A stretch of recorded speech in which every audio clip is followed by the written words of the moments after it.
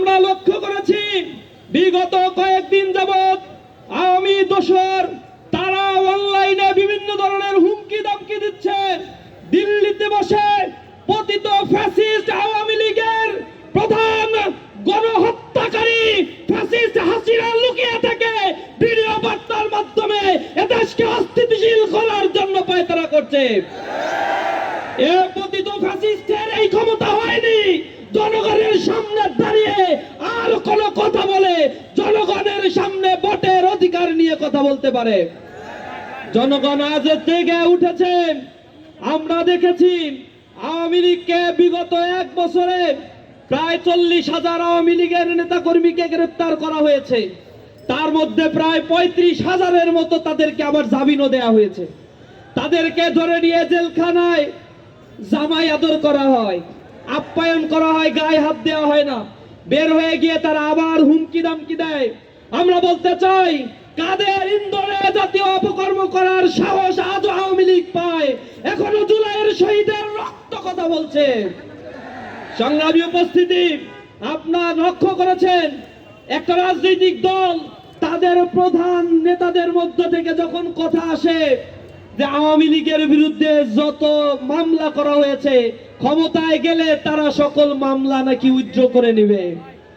আমরা শঙ্কিত হয়েছি তারা ম্যান্ডেট দিয়ে ক্ষমতায় গেলে জুলাই সনদ তারা আসলেই বাস্তবায়ন করবে কিনা। আমরা শঙ্কিত রয়েছি গণভোটের রায়কে তোয়াক্কা করে আবার কোন ফ্যাসিজম তারা কায়েম করবে কিনা।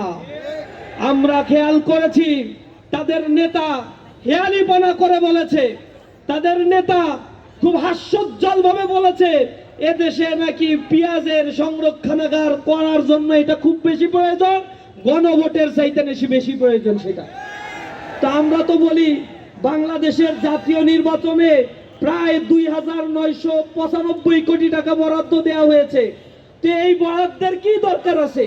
এই 3,000 কোটি টাকা এদের জনগণের মধ্যে এখনো পর্যন্ত বাংলাদেশে 30 লক্ষ বেকার আছে। এই বেকারদের মধ্যে ভাগ করে কর্মসংস্থান সৃষ্টি করলেই তো হয়। জাতীয় নির্বাচনের কি দরকার আছে? তারা তো ধরেই নিয়েছে তারা জুলাই সনদ মানে না, গণভোট মানে না, স্বাক্ষর করছে, এখন তারা নোট অফ ডিসেন্ট দিয়ে বসে আছে। তারা বাংলাদেশের সংবিধানের গুরুত্বপূর্ণ সংস্কার মানে না। তারা শুধু চায় একটা নির্বাচনের মধ্য দিয়ে ক্ষমতায় যাবে, ইতিমধ্যে যা লুটপাট করেছে তা দিয়ে কয়েক হাজার গণভোট করা সম্ভব। এই লুটতরাজ এইগুলোকে বৈধতা দেওয়ার জন্য তারা শুধুমাত্র তথাকথিত একটা নির্বাচনই চায়। জনগণ তাদের এই ফন্দি বুঝে গিয়েছে। আর জনগণ ফুঁসে উঠেছে, আওয়াজ তুলেছে, সর্বস্তরের জনতা কথা বলছে। আমার যা মনে হয় কিছুদিন পরে তারাই বলবে বাংলাদেশে ফেব্রুয়ারিতে নির্বাচনের কোনো অবস্থা নাই, আমরা নির্বাচন চাই না। তখন আবার জনগণ ফুঁসে উঠে এই নির্বাচনই করাবে। তখন তারা আবার বয়ান ছাড়বে আলুর দাম বেড়ে গিয়েছে, আলুর ক্ষেত্রে ভর্তুকি দিয়ে জাতীয় নির্বাচন দেওয়ার দরকার নেই, পিছান। এবং তারা যখন বুঝে নিবে যে তাদের ক্ষমতায় যাওয়ার কোনো স্কোপ নাই, সুযোগ নাই, জনগণের ম্যান্ডেটকে তারা আসলেই পছন্দ করে না।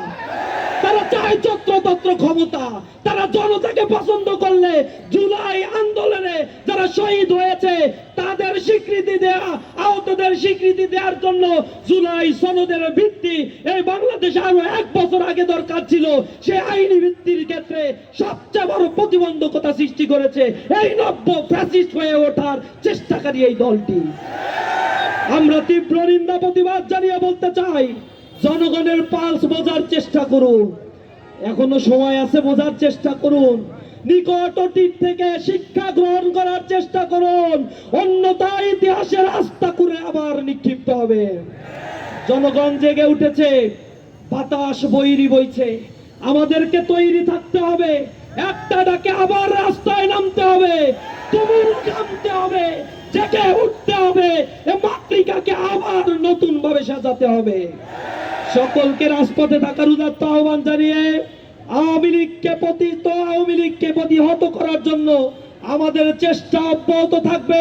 রাজপথে থেকে আমরা লড়াই করবো ইনশাআল্লাহ। সকলকে সেই উদাত্ত আহ্বান জানিয়ে আমার কথা শেষ করছি। আসসালামু আলাইকুম।